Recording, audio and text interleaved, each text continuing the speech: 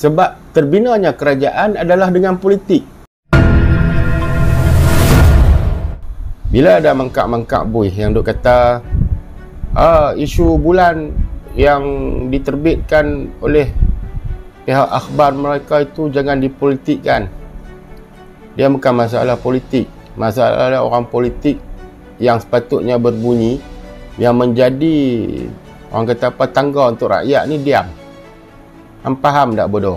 Maksud kata politik dia kena guna untuk lontarkan apa yang sedang berlaku.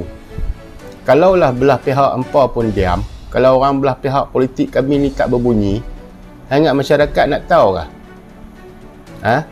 Lepas tu pula isu derian laut tu. Oh, kita jangan politikkan benda tu. Tapi hang kena ingat yang duk jadi tulang belakang baru untuk mengekalkan benda tu orang politik juga. Dan orang politik tu ada sebagai tuan kepada hang tu sendiri. Bak hang tu anjing kepada dia. Jadi minta maaf lah kalau kata benda tu jangan dipolitikkan. Bukan isu dipolitik ataupun tidak dipolitik. Memang hang kena pakai orang politik untuk lontarkan benda tu. Dan kena pakai jalan politik untuk lontarkan benda-benda macam tu.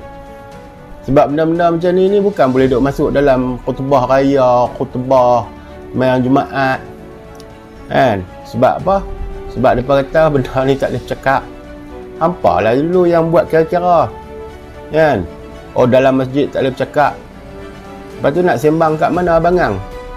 Anjing. Terus pakai orang politik. Dan kita menggunakan jalan politik untuk menyedarkan masyarakat. Sebab terbinanya kerajaan adalah dengan politik.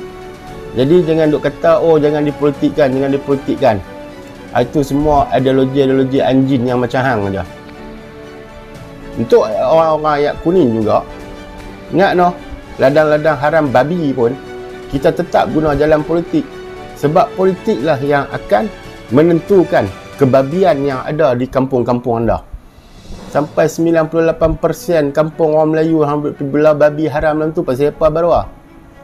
Habis tu hang nak suruh siapa bercakap untuk ngulu kampung. YB hampa. Tu saya duk harap lah memang tak bunyi dah. Kan? Nak harap ke YB UMNO yang nak bertikam lidah dalam Dewan Dun Perak. Memang tak lah. Hampa semua macam ni. Lepas tu nak lantik lagi seorang lagi untuk jadi diam. Untuk apa tuan-tuan? Ayat kuning. Hei orang ayat kuning.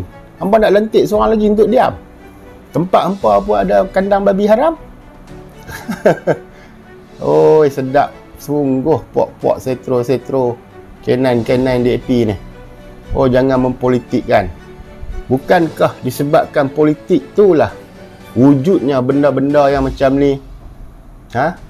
NGO yang ada masuk ke dalam Perak membentangkan betapa keterisannya dari segi Rizak Melayu tu sendiri.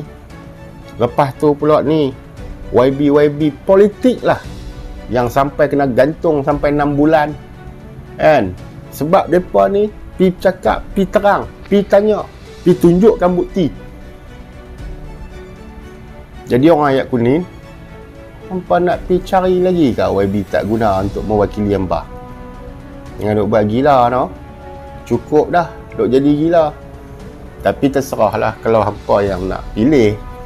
Kalau hampa pilih atas dasar kepartian yang konon-kononnya akan membahagiakan hampa, hanya hari ini boleh bersalam dan ada imbuhan, itu tidak mendatangkan hasil kepada anak cucu.